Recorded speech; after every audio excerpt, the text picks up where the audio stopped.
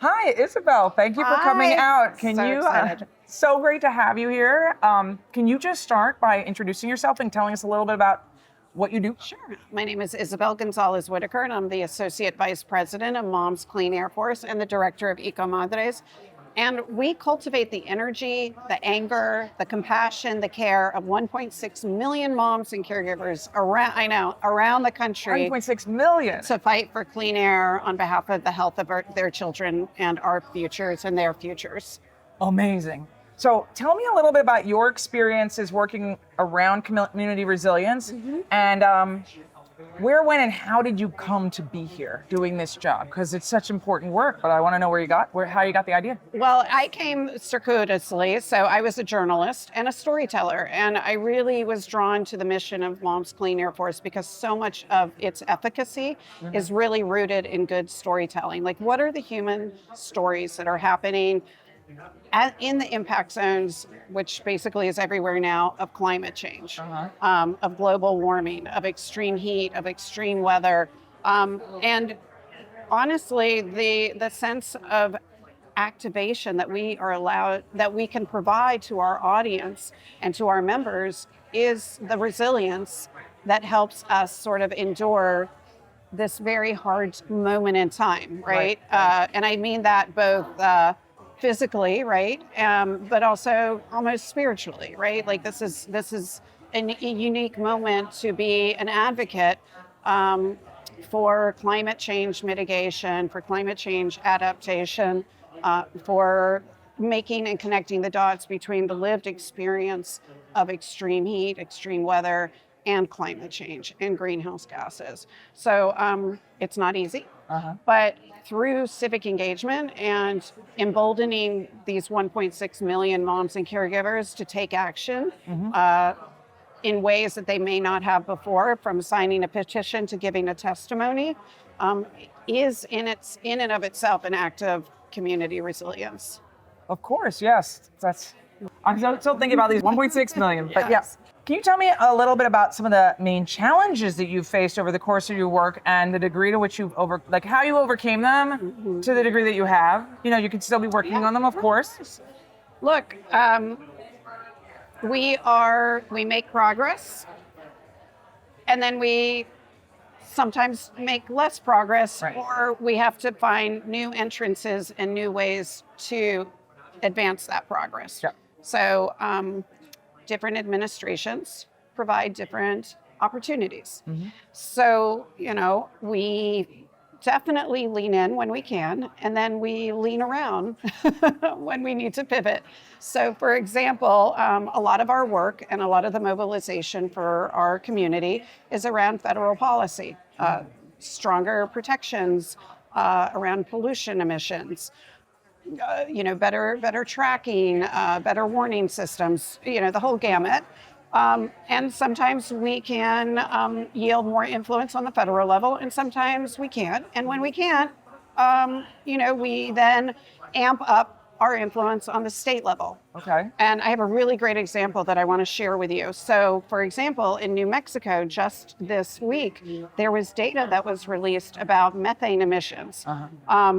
And Moms has been in New Mexico now for many years, and we have petitioned and testified and really tried to drive public influence around policy there around methane emissions specifically, and stronger standards and protections. And guess what? It worked. Those protections were put in place, and the data that was released this week showed that methane emissions were 50% less than 50% less than neighboring Texas, which has none. So it's amazing. That is like a clear example of state level work at a time when the work at the federal level may be a little rough. So that's our silver lining during hard moments. That's our hope. So this is fantastic. What I wanted to just ask about is, so do you have a specific way that you actually get moms in New Mexico to do this? And is there kind of a model for then sharing the success with maybe moms in Texas next door or other places where they're facing similar kinds of challenges with methane? Yeah.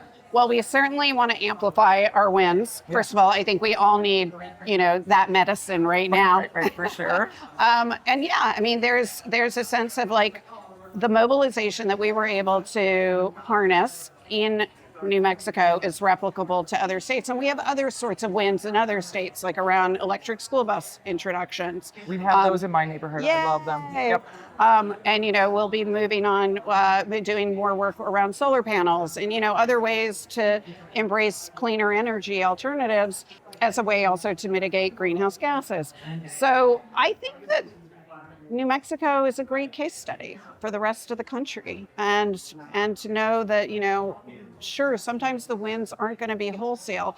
They're going to be, partitioned to where we can mobilize effectively and where there is receptivity to that mobilization. Openings, policy openings, right? Exactly. Yeah. So Then, as we look forward, so the world is warming. We know we're going to be facing more and more extreme events due to our changing climate. yeah.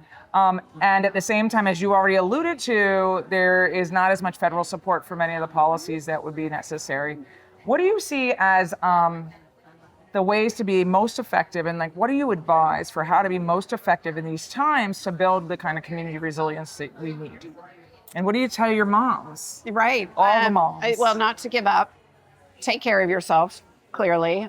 Find joy where you can. Cultivate resilience in terms of those moments that keep you connected to the work but don't overwhelm you in the work. And for me personally, a great salve is civic engagement. And I think that we're meeting that moment. We've gained 100,000 new members in the last year. So clearly, do you map them out? Are they all over the they're country? all over the country.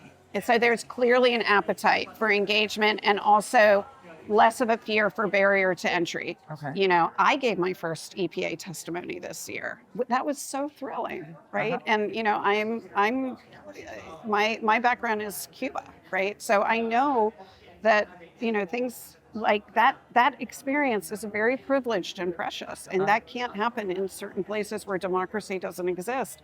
And so to participate in that and with other moms, I think 44 of our moms testified on behalf of the endangerment finding and keeping it protected, was a thrilling way to exhibit influence without feeling overwhelmed, like running for office, right? So you think, so people can pick up the stages where they can engage. Right. There are engagement ladders, we know, so they can start in the community, and maybe they then run for office. Exactly. There are bookends between, voting and running for office, and we're here to sort of capture and help and harness that entire journey.